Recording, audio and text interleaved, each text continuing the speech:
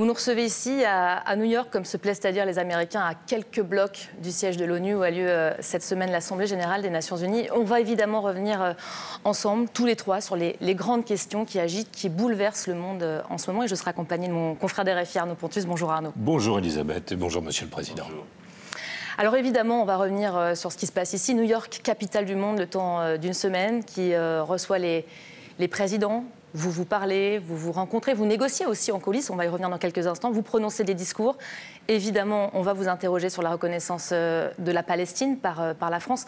Mais d'abord, une question à chaud sur les toutes dernières déclarations de Donald Trump. C'était hier soir concernant l'Ukraine. Donald Trump qui a déclaré « L'Ukraine pourrait regagner son territoire dans sa forme originelle » et peut-être même aller plus loin. Volodymyr Zelensky a très vite réagi, saluant un grand tournant.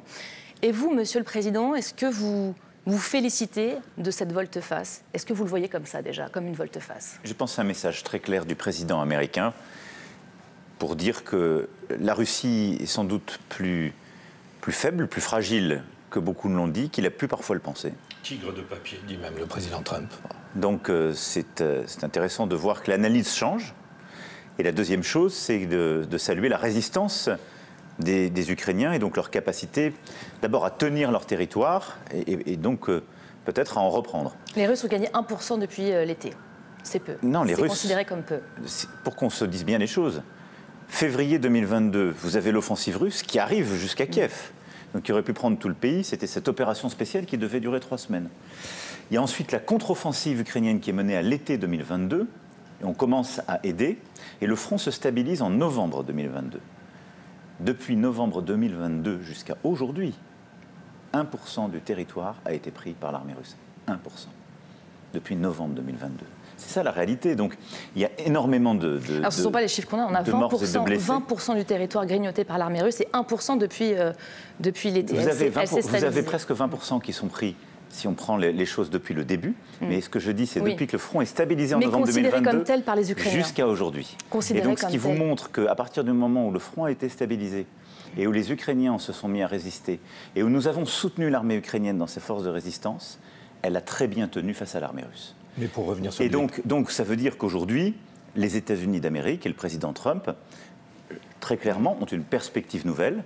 Une nouvelle approche. Et là où il disait les choses doivent se faire vite parce que la situation est très dure, il constate une capacité de l'armée russe à résister.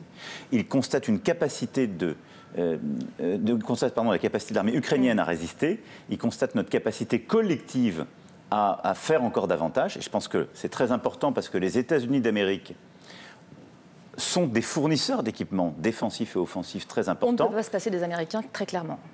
Aujourd'hui, l'Europe fait le plus gros de l'effort, nous tous Européens, mais on a besoin d'équipements et de soutien américain, comme il y en a depuis le premier jour. Et donc c'est important cet engagement, parce que c'est celui qui va permettre de résister encore davantage, voire de reprendre du territoire. Et je pense que le changement de regard sur l'économie russe et la capacité de la Russie à tenir cet effort de guerre est aussi un point important. La vraie question qu'on se pose au lendemain de ces mots du président américain, c'est est-ce qu'on peut lui faire confiance? Est-ce que vous lui faites confiance aujourd'hui? Nous devons tous être engagés. Et donc, vous l'avez vu depuis le mois de février de cette année, quand des doutes sont apparus ou quand on a craint qu'une pétro-rapide qui serait presque une capitulation de l'Ukraine soit forcée, j'ai réuni à Paris plusieurs collègues et nous avons structuré progressivement cette coalition des volontaires qui est co-dirigée par le Royaume-Uni et la France. 35 États. Et ça va du Canada à l'Australie. Nous avons fait une programmation, une planification militaire pour dire le jour où une paix est signée, paix ou cessez-le-feu. Mais ce qui est très important, quand la question du cessez-le-feu ou d'une trêve est abordée, voilà les garanties de sécurité qu'on fournit à l'Ukraine. Et donc on se met en capacité de soutenir l'armée ukrainienne, de déployer des forces qui garantissent qu'il n'y ait plus d'agression. Premièrement, après ce qui s'est dit hier, c'est l'engagement des États-Unis d'Amérique à nos côtés dans cette coalition des volontaires. Vous le voyez comme un engagement? Mais maintenant, on va y travailler. Et deuxièmement, c'est notre capacité collective à accroître la pression sur la Russie pour que, compte tenu de ce qui a été dit hier, compte tenu de ce que nous voyons sur le terrain, elle revienne à une table de négociation et qu'on essaie de trouver un arrangement. Est-ce que vous voyez la perspective d'un cessez-le-feu rapide? Est-ce qu'un cessez-le-feu est à portée de main? Non, je ne vous dirai pas aujourd'hui qu'un cessez-le-feu est à portée de main. Nous avons vu la disponibilité du président Zelensky depuis le mois de mars, il dit qu'il est prêt. Il l'a dit dès un rendez-vous à Jeddah, il l'a réitéré à plusieurs reprises, mais je ne vois pas de disponibilité de la part du président Poutine. Du président Poutine. Le président Poutine ne veut pas la paix? Toujours pas? Nous n'avons en tout cas aucune indication aujourd'hui qu'il la voudrait davantage qu'hier. La rencontre entre Volodymyr Zelensky et Vladimir Poutine, on a tiré un trait dessus? Je pense qu'il ne faut jamais tirer un trait dessus. Il y a déjà eu une rencontre de ce type. La seule, elle était à Paris, en décembre 2019. Et elle avait d'ailleurs permis de produire plusieurs effets. Donc je pense et j'espère que ce moment viendra. Vous l'espériez en août, d'ici à la fin août, nous sommes en septembre, enfin... Ça ne dépend pas que de nous. Nous l'entendons. Ça ne dépend pas non plus que du président Zelensky, Bien mais sûr. je ne vois pas aujourd'hui, en tout cas à court terme, cette perspective. Oui. On va voir si la pression qui est mise permet de réengager les choses. En tout cas, je le souhaite, parce que ça sauverait des vies, parce que ça permet de rentrer dans une négociation sur à la fois les territoires, les garanties de sécurité et la sécurité du continent européen. Justement, parce que la pression, elle va dans les deux sens. Les Russes mettent aussi la pression aux Européens. Ils nous testent même. Je vais rappeler quelques dates. 3 incidents en 10 jours. Pologne, 10 septembre, une vingtaine de drones russes qui franchissent la frontière, qui violent l'espace aérien. Roumanie, 14 septembre, un drone russe. Estonie, 19 septembre, 3 avions de combat sont restés 12 minutes dans le ciel estonien. L'OTAN n'a pas réagi. Jusqu'où on laisse faire comme ça? D'abord, l'OTAN a réagi de manière proportionnée, mais à chaque fois en d'une part dénonçant, en convoquant des réunions de coordination telles qu'elles sont prévues par les textes, et en rehaussant sa posture de défense.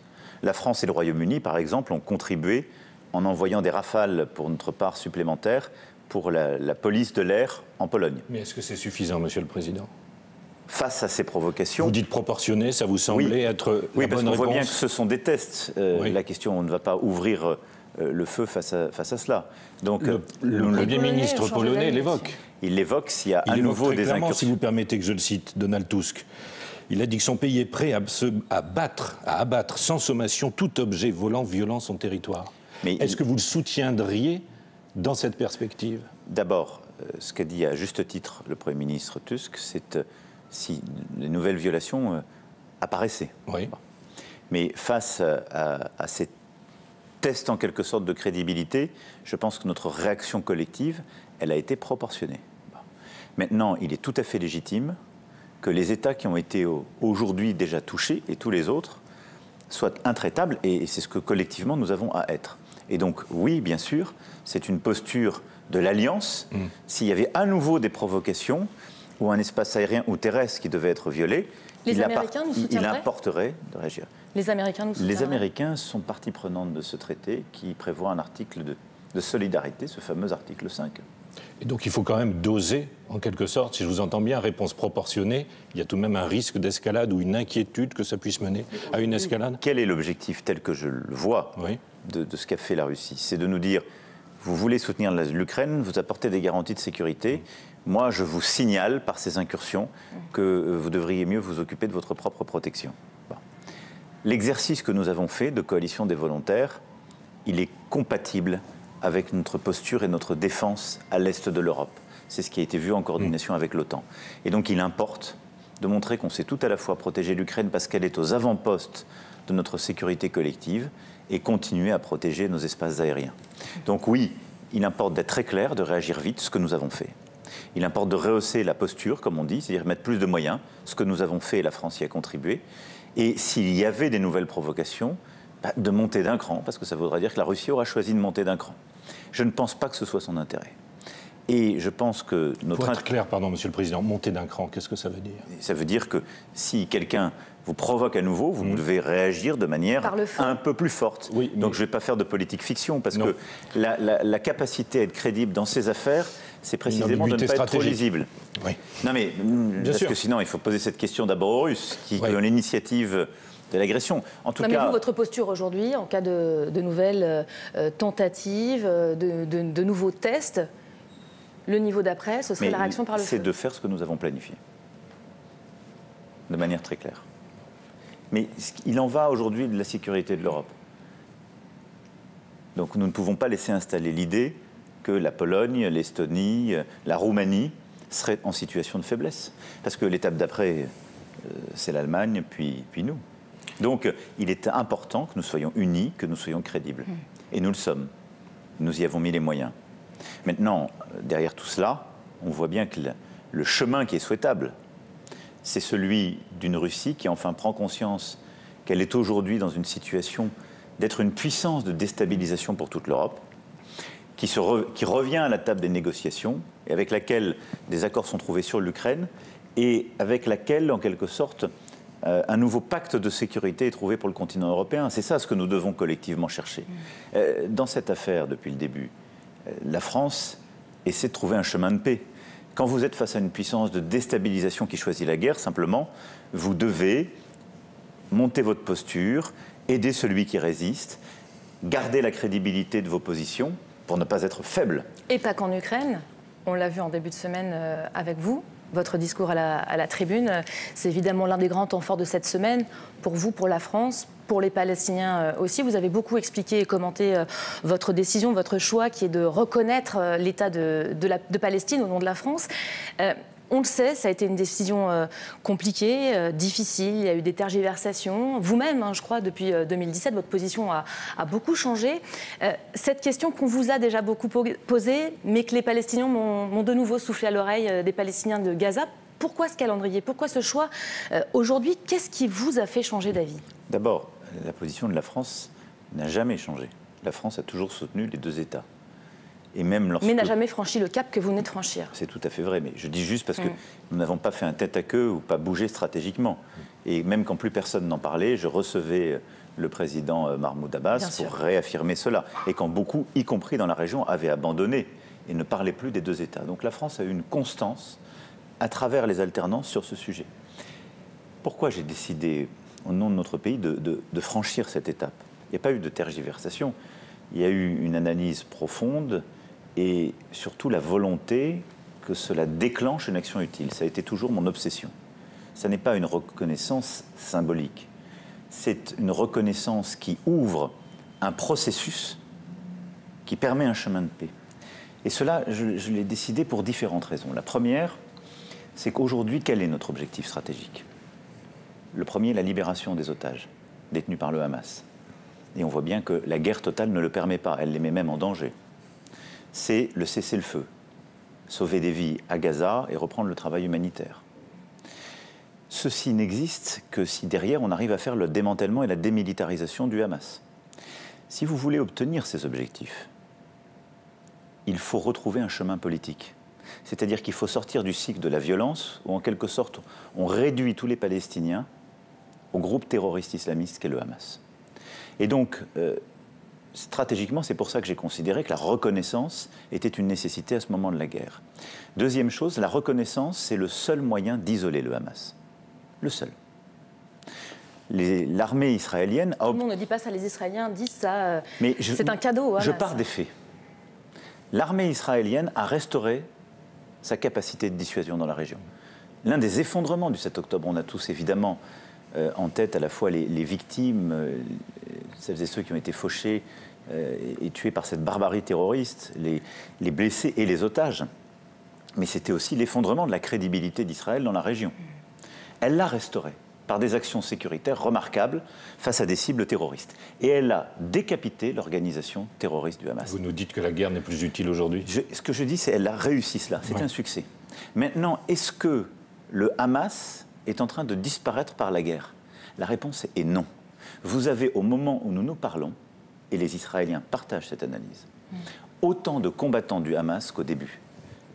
Malgré la neutralisation de plusieurs dizaines de milliers d'entre eux. Pourquoi? Parce qu'ils se régénèrent. Et donc la guerre totale dans Gaza fait des morts civiles, mais elle ne permet pas de mettre fin au Hamas. Et c'est pour ça que vous estimez que le plan israélien de Benyamin Netanyahou ne fonctionne pas et est un échec. Je dis juste, en ce sens. C'est un échec factuel après 2 ans de guerre. C'est factuel. Ce sont les faits. Concrètement, et donc, ce que je dis, c'est que le plan, la reconnaissance et le plan, permet de faire quoi? La première chose, et je vous dis, c'est le seul moyen d'isoler le Hamas. D'abord, grâce à notre initiative franco-saoudienne, nous avons obtenu des engagements de l'autorité palestinienne inédits. La condamnation de l'attaque terroriste du Hamas, le soutien à sa démilitarisation et la réforme tant attendue de l'autorité palestinienne qui a commencé. avec des lois qui ont commencé à être passées, un vice-président qui a été élu, changement des programmes scolaires. Et donc on a un chemin de modernisation pour une nouvelle autorité palestinienne qui est la condition des deux États. Deuxième chose, vous avez 142 pays qui ont signé la déclaration de New York. Cette déclaration a donc été signée par tous les pays de la Ligue arabe, tous les pays de l'OCI. Pour la première fois, ces pays ont condamné le Hamas et ont soutenu la démilitarisation et démobilisation du Hamas. Ce sont des avancées, effectivement, ce sont des avancées. Ce que je vous dis là, c'est que ce processus-là, c'est le seul moyen, de dire aux Israéliennes et aux Israéliens, vous n'êtes pas seuls. Quand le chef de votre gouvernement vous dit, on est tout seul, on est les seuls à pouvoir faire la sécurité chez nous, faux. Il y a un processus de paix qui existe, il y a un chemin qui est là, qui est soutenu par 142 États et tous vos voisins. Mais concrètement, à quel moment les Palestiniens vont sentir des effets concrets dans leur vie? Parce que j'en reviens à mon Gazaoui qui me dit qu'est-ce que ça va changer concrètement dans ma vie demain, cette reconnaissance? Que évidemment, je salue le geste de la France et du président français, mais il va falloir attendre combien de temps pour que moi j'en sente les effets? Les reconnaissances, la dizaine de reconnaissances du début de la semaine n'ont pas stoppé la guerre. Non, parce que ça ne peut pas fonctionner comme ça. Oui. Mais vous ne pouvez pas stopper la guerre s'il n'y a pas de chemin de paix. Et donc, ça n'est pas qu'une reconnaissance que nous avons mis sur la table, c'est un plan de paix et de sécurité pour tous complet. Le premier, il y a trois piliers, le cessez-le-feu, la libération des otages, le jour d'après à Gaza et les deux États et l'architecture de sécurité régionale. Maintenant, une fois qu'on a mis ce plan sur la table, qu'est-ce que ça change? Et la discussion qu'on vient d'avoir sur le Hamas, c'est exactement celle que j'ai eue hier avec le président Trump et son équipe. C'est celle que j'ai eue avec tous les voisins dans la région. C'est dire, regardez, ça ne marche pas. Dites-nous justement, qu'est-ce qu'il vous a dit Donald Trump hier? L'objectif maintenant, c'est de commencer dans le bon ordre. Qu'est-ce qu'on doit obtenir? L'arrêt des combats. Et donc, moi j'ai demandé ceux qui ont la capacité aujourd'hui de peser sur le gouvernement israélien. Les Américains. Ce sont les Américains. Et j'ai dit hier au président Trump, vous avez un rôle éminent à jouer, vous qui soutenez la paix, qui voulez faire la paix dans le monde et qui... Il vous a répondu quoi? On va voir ce qu'il va faire dans les prochains jours. On est pressé, pardon. Vendredi. Et donc, il a, comme moi, constaté que des opérations militaires, la relance de la colonisation dans la Cisjordanie était totalement contre-productive, n'a rien à voir avec le Hamas et est véritablement une décision inacceptable. Je crois pouvoir dire qu'il est d'accord avec cela. Et la deuxième chose, je lui ai dit, ça ne marche plus face au Hamas. Les drames humanitaires que nous vivons aujourd'hui à Gaza nous imposent de bouger. Vous devez faire pression sur... Donc vous attendez une double inflexion israélienne sous la pression américaine? Oui. Pour le moment, il n'y a aucun signe qui nous montre. C'est le seul moyen. Je vais vous dire très clairement.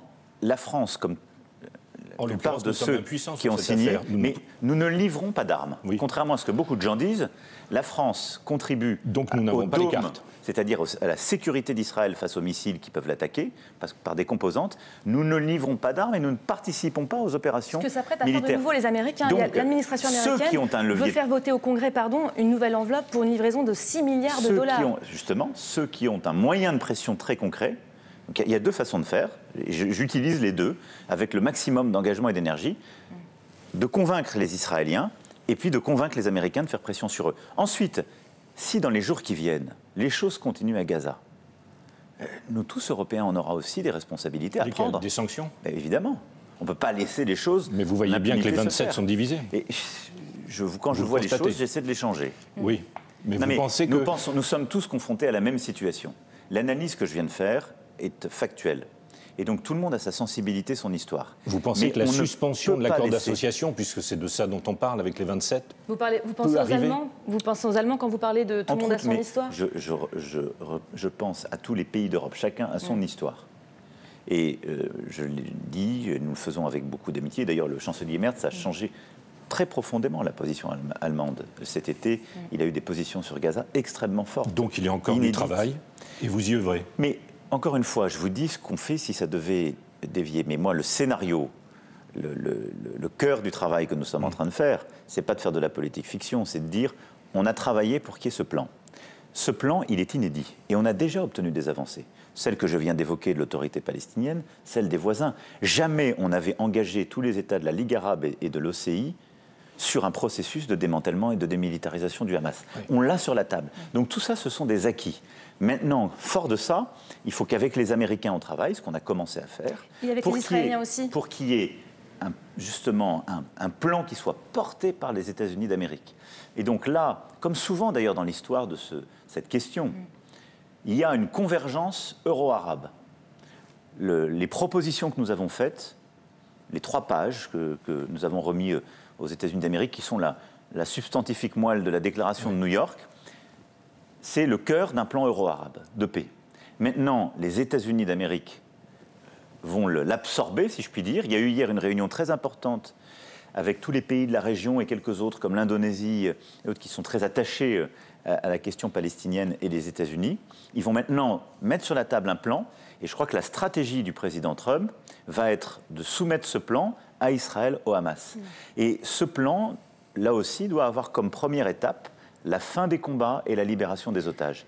Et je pense que si on arrive à aligner tout le monde, les États-Unis, les Arabes, les Européens, sur ce plan de paix, on peut avoir un résultat. Vous nous dites que, évidemment, vous ne voulez pas faire de politique fiction, mais vous avez bien entendu des ministres israéliens parler d'annexion de la Cisjordanie en représailles au plan et aux reconnaissances de l'État palestinien. Benjamin Netanyahou a validé le plan Iwan qui prévoit de couper la Cisjordanie occupée en deux. Sur ce sujet, de manière très claire, ce qui m'a été dit hier par le président Trump, c'est que les Européens et les Américains sont sur la même position.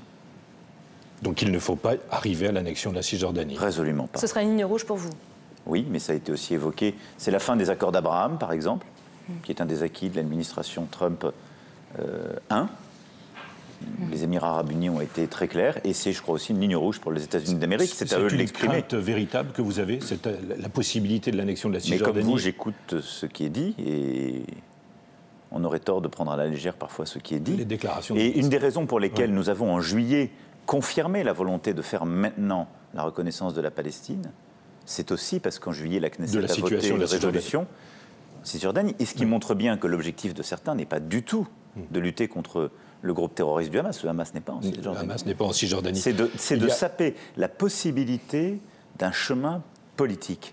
Et je le redis, c'est l'idée de base, mais elle est très importante. Quand vous ne donnez pas à un peuple un chemin, une perspective politique pour son aspiration légitime, que la communauté internationale a reconnue il y a 78 ans, vous les poussez soit au désespoir, soit au pire, c'est-à-dire à la violence. Est-ce qu'il n'y a pas un risque, de radicaliser le gouvernement israélien? On vient de parler de ce plan Iwan en Cisjordanie occupée, la Cisjordanie qui est réduite à l'état de confetti. Il y a le risque de représailles pour les Palestiniens qui est posé aujourd'hui. Les Palestiniens ont peur de voir l'offensive israélienne se durcir encore un peu plus. Je crois que malheureusement, il n'y a pas besoin de ça pour que l'opération soit terrible. Et quand je vois ce qui se passe à Gaza City, le seul risque, c'est celui de la passivité pour nous. Représailles aussi contre la France, Monsieur le Président. Il en est question. On parle de la fermeture du consulat de Jérusalem. Je pense que ce serait une faute grave. Et donc je ne crois pas qu'elle sera faite. Qui entraînerait des conséquences? Oui, mais une fois encore, je ne vais pas... Pas de politique fiction. Faire d'escalade. Mais une réponse. Mais de toute façon, on ne restera jamais impuissant. Mais c'est surtout ces sujets, il faut bien comprendre que nous devons mener cette action diplomatique. Le rôle de la France, c'est de bâtir, là aussi, et nous l'avons fait, on a réuni 142 États autour de ce plan que nous avons porté avec les Saoudiens.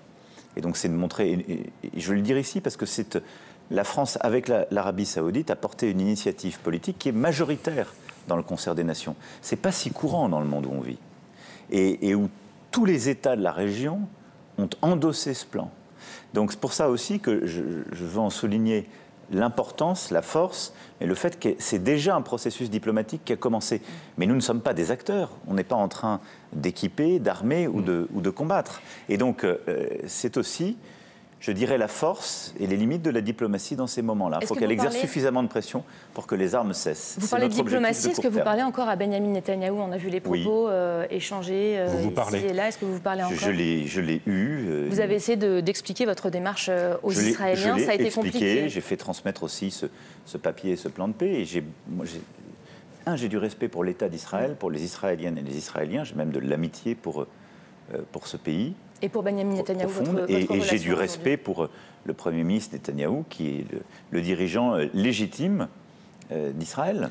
Et donc c'est très important de parler, d'expliquer et d'expliquer nos désaccords. Nous sommes en désaccord, ce n'est pas un grand mystère. Oui, mais les ponts ne sont pas coupés, pour parler clairement. En ce qui me concerne, non. En ce qui vous concerne, non. Ça veut dire que l'autre côté du pont ne vous parle pas ou ne veut pas vous parler? Si, je l'ai eu il y a une dizaine de jours. Maintenant, on va voir comment les choses se déclinent. Mais moi, je pense qu'il faut toujours essayer de parler, d'avancer. Oui. Et c'est essentiel. Vous savez que cette reconnaissance de l'État de Palestine a suscité un certain émoi en France. La plus grande communauté juive d'Europe est en France.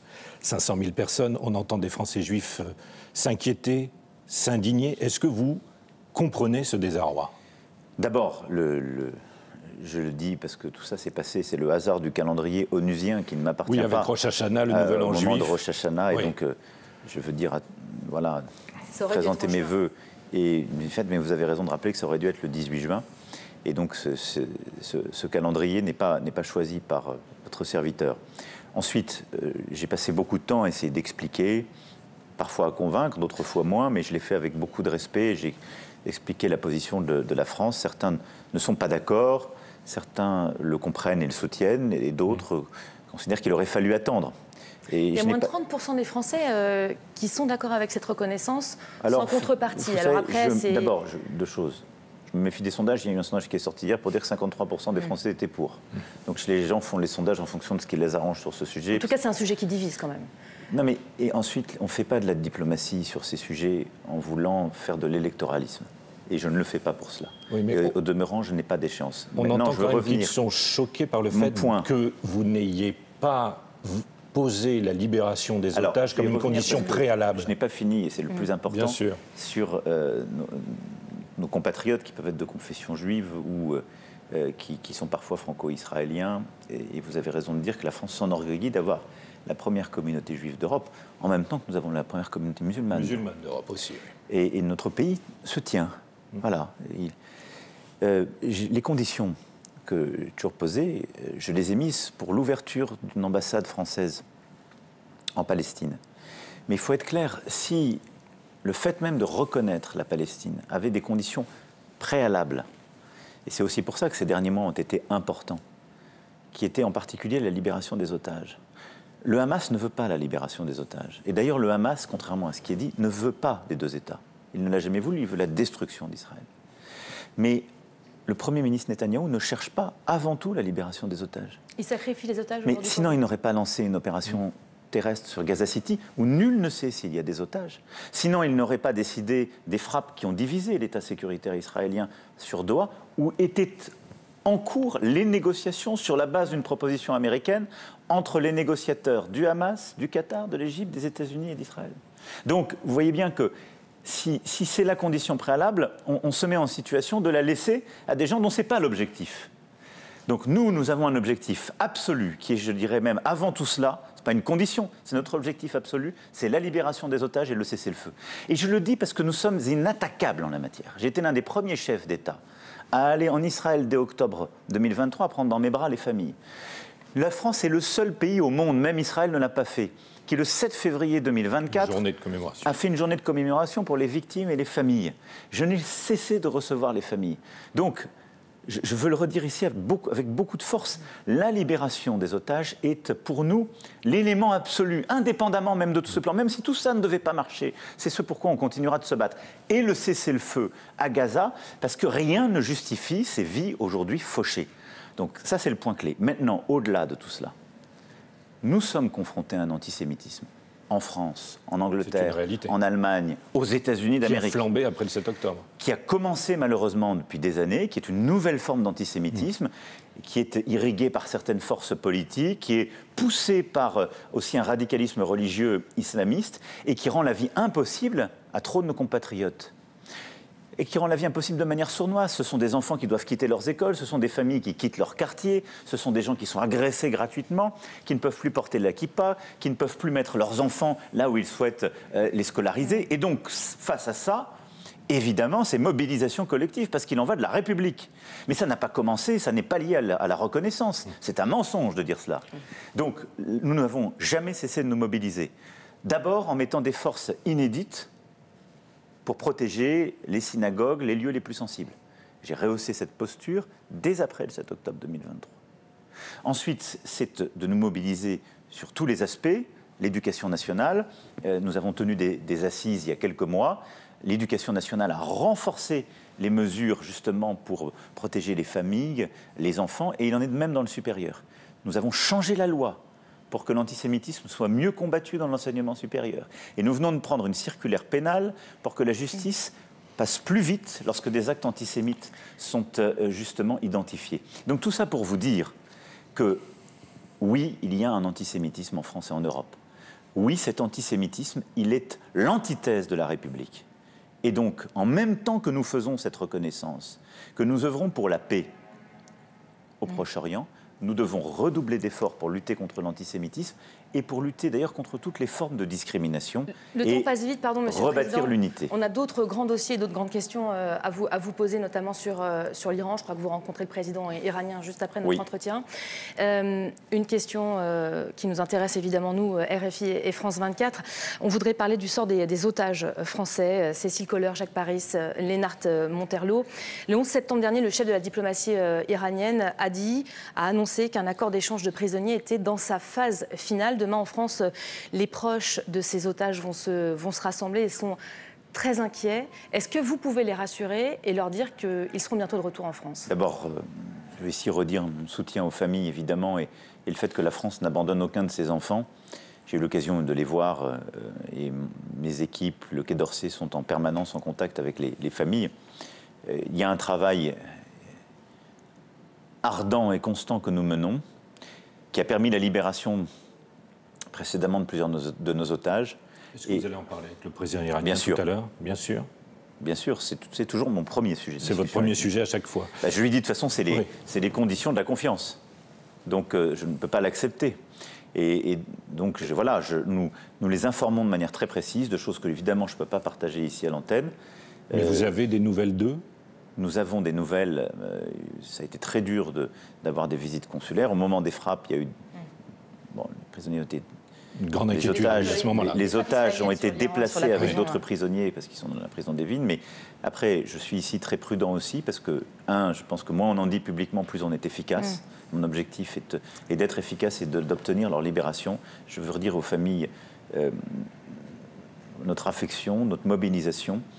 Et oui, on a une perspective solide. Mais on comprend votre Donc on y travaille. On aura dans les prochaines semaines des clarifications, mais je ne veux pas ici être définitif parce que malheureusement, ça ne dépend pas que de nous. Et qu'il y a des dossiers sensibles qui vont être abordés encore aujourd'hui. Notamment le nucléaire iranien. Oui, mais vous savez, sur ces sujets, on les a toujours, si je puis dire, déliés. Mais le préalable à tout, de toute façon, ce sont nos otages, là aussi. Le croisement des agendas, ce n'est pas un problème pour vous?